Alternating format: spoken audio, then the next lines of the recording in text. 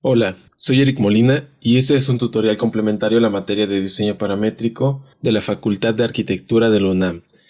En este video se dará una breve introducción al tema de cascarones y diseño computacional, y se desarrollará un cascarón paramétrico como los de Félix Candela.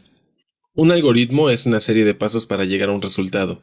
Se utilizan en diferentes áreas del conocimiento, incluyendo la programación. El pseudocódigo es la idea del algoritmo antes del lenguaje de programación. Puede ser lingüística o gráfica, por ejemplo. Se puede representar como instrucciones escritas y se utiliza como una herramienta para el desarrollo de un algoritmo, en Grasshopper para la generación de una definición.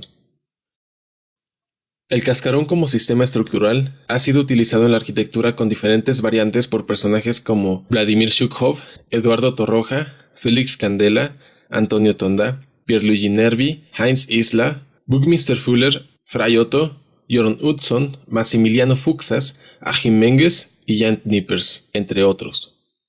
En este tutorial desarrollaremos una definición de Grasshopper para generar la forma paramétrica de algunos cascarones del arquitecto hispano-mexicano Félix Candela.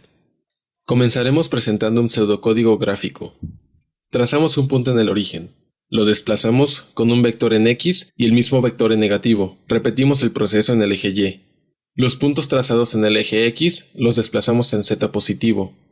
Y unimos los puntos altos con los puntos bajos mediante líneas como se muestra en pantalla. Estas líneas serán nuestras directrices para el paraboloide hiperbólico. Las dividimos con puntos y unimos en orden los puntos con nuevas líneas en ambos sentidos. Al hacer esto generamos una retícula que podemos transformar en una superficie. Este paraboloide lo vamos a recortar y girar para hacer una repetición radial. Generamos dos planos girados cuyo ángulo de apertura es una fracción de 360 grados. Si dividimos 360 entre el número de segmentos radiales, obtendremos el ángulo. Intersectamos la superficie. Para obtener un borde curvo, generamos un tercer plano de intersección para cortar la superficie. Y por último, la repetimos radialmente en torno al eje Z. Ahora explicaré cómo generar la definición. Comienzo abriendo un documento nuevo. Divido la pantalla en dos y selecciono la vista de perspectiva. Para generar un punto en el origen, puedo insertar con doble clic en el canvas el comando constructPoint, que de manera predeterminada genera un punto con coordenadas x, y, z igual a 0.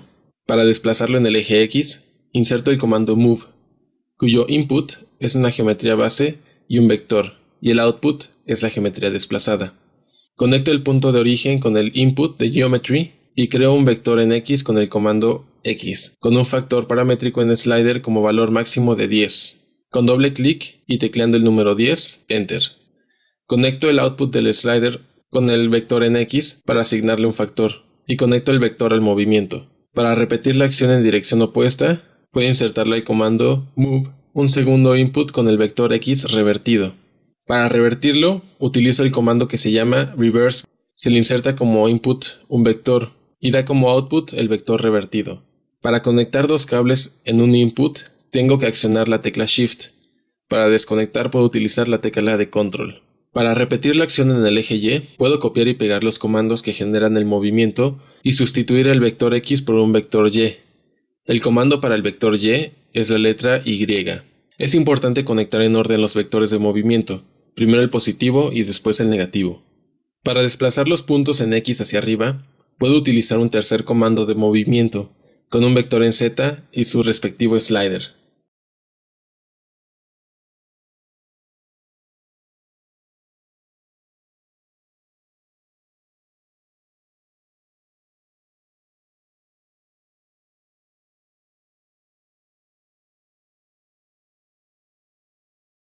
Para agrupar una serie de comandos, puedo seleccionarlos y con el botón secundario elegir del menú desplegable la opción de Group. A cada grupo se le puede asignar un color y un nombre.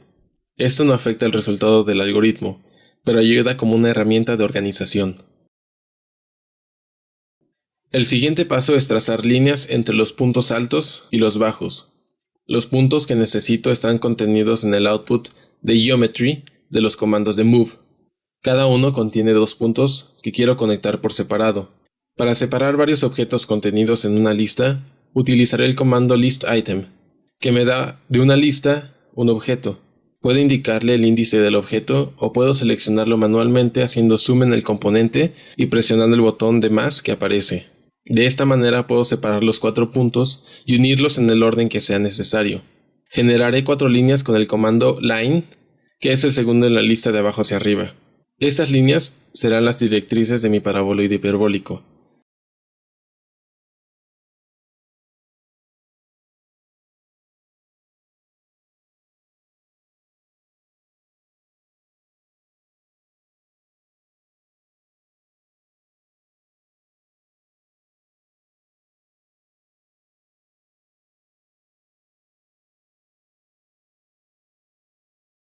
La dirección de estas líneas es importante y probablemente requiera algo de experimentación para encontrar el orden y dirección adecuados.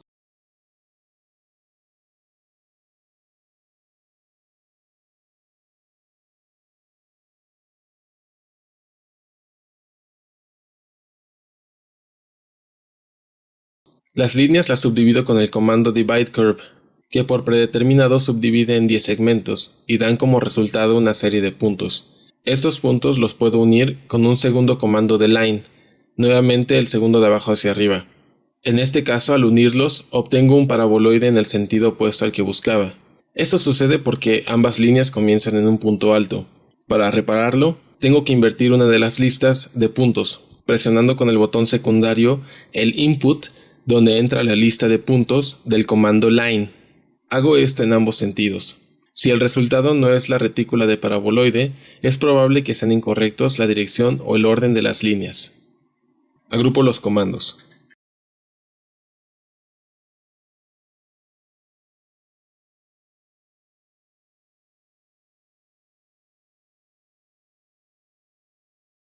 Después genero una superficie a partir de la retícula con el comando Network Surface, que me pide como input una serie de líneas en U y otra en V, donde conecto respectivamente las líneas de la red. Puedo ocultar los comandos si los selecciono y presiono con el botón de scroll del mouse el icono de ocultar en el menú desplegable. El siguiente paso es generar un plano infinito XZ con el comando XZ-Plane, que giraré con el comando Rotate Axis. Mi geometría base será el plano. El ángulo será el resultado de una serie de operaciones. El cascarón es una repetición radial de segmentos y todos los segmentos deben coincidir. En planta, el ángulo es 360 grados, divididos entre el número de segmentos. Y el número de segmentos será definido paramétricamente por un slider de 10. Para hacer la operación, inserto el comando division, que divide un valor A entre B. En A, inserto 360 como constante con la herramienta de panel. En B, inserto con un slider el número de segmentos radiales del cascarón.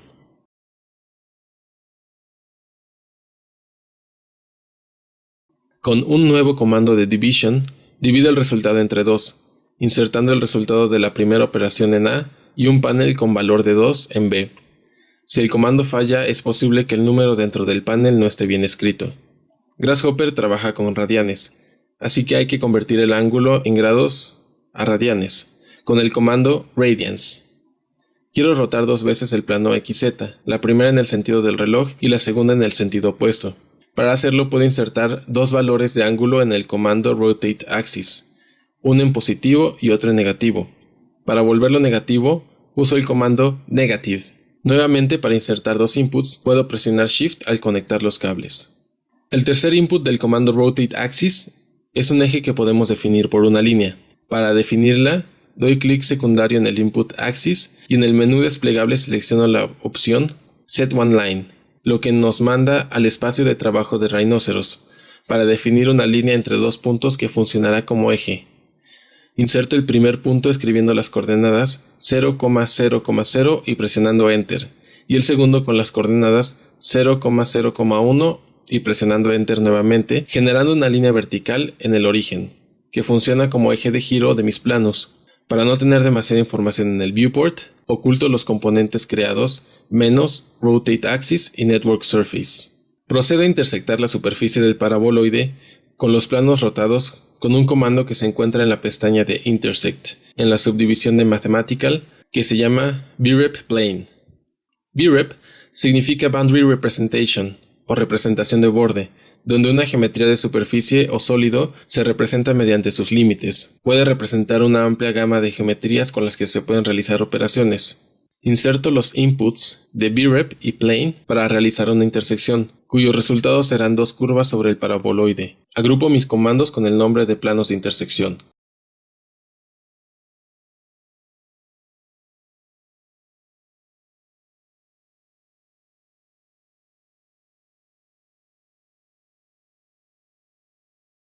Mi siguiente acción será cortar la superficie mediante las curvas de intersección con el comando surface_split, e inserto el paraboloide en el input surface y las curvas en intersección en curves.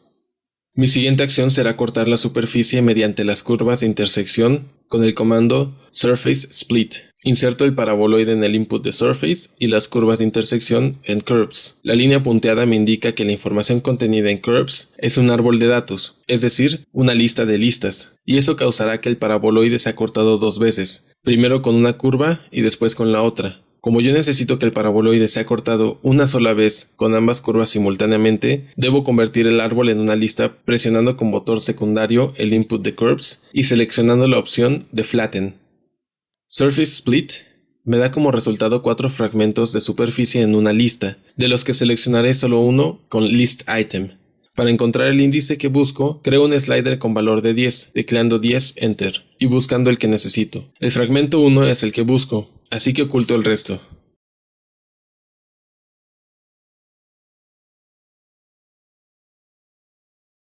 Cambiaré los valores paramétricos para encontrar una curvatura más parecida a la de mi ejemplo. Mi siguiente paso es generar un plano inclinado que corte el volado exterior del cascarón y que pase por los dos puntos de apoyo en el piso.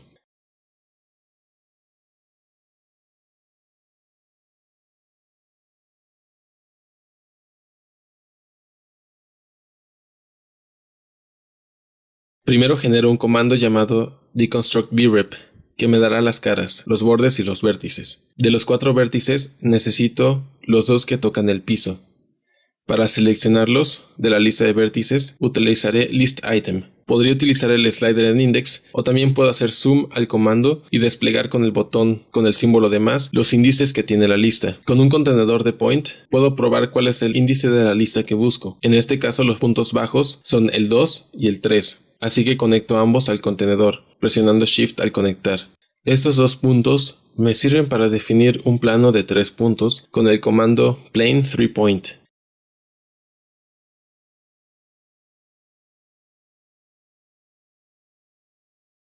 El tercer punto lo obtengo moviendo con el comando de move el punto de origen al inicio de mi definición. El desplazamiento será con un vector en X, revertido con el comando reverse vector, con un slider de 10 con valor en 3.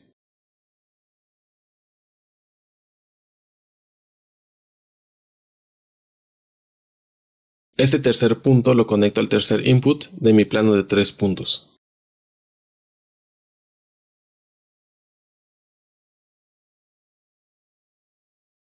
Con un comando de BREPplane trazaré la intersección entre la superficie y el plano inclinado. Conecto el fragmento del paraboloide en el input BREP y el plano en plane. El resultado de esta intersección es una curva con la que cortaré la superficie. Para cortar la superficie uso el comando surface_split, insertando el fragmento de paraboloide en surface y la curva de intersección en curves. Con ListItem selecciono el fragmento que necesito, que corresponde al index 1. Por último, hago una repetición radial con el comando PolarArray, que está predeterminado para tener un valor de 10 repeticiones en 360 grados. El input count controla el número de repeticiones. Debemos hacer coincidir el número de repeticiones con el ángulo entre los planos verticales que cortan los paraboloides base.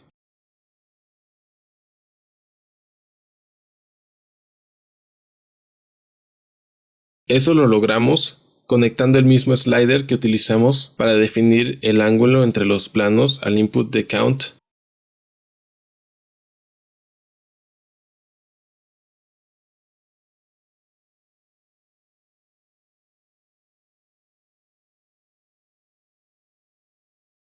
Ahora oculto todos los comandos menos PolarArray para ver claramente el resultado. También puedo mostrar las líneas del paraboloide base.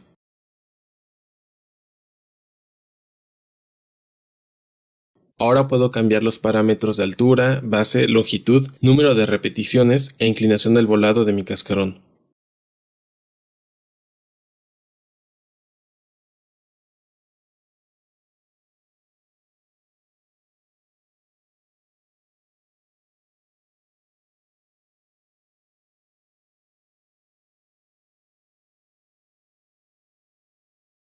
Para transformarlo en un objeto de rinoceros, doy clic secundario al centro del comando de Polar Array, selecciono del menú desplegable la opción de Bake y doy a aceptar. Obtengo una superficie en NURBS en rinoceros. Así generamos de manera paramétrica la geometría de los cascarones de Félix Candela. Existen varios ejemplos que se parecen a esta forma, por ejemplo, el restaurante de los manantiales en Xochimilco, que es una de sus obras más emblemáticas. Candela tenía planeado estudiar técnicas de análisis para comportamiento elástico de cascarones de concreto en Alemania, pero la guerra civil estalló el mismo día en que su tren partía y decidió quedarse en España uniéndose al Frente Republicano. Al terminar la guerra se exilió en México, donde fundó la compañía Ala con sus hermanos y tuvo su periodo más prolífico.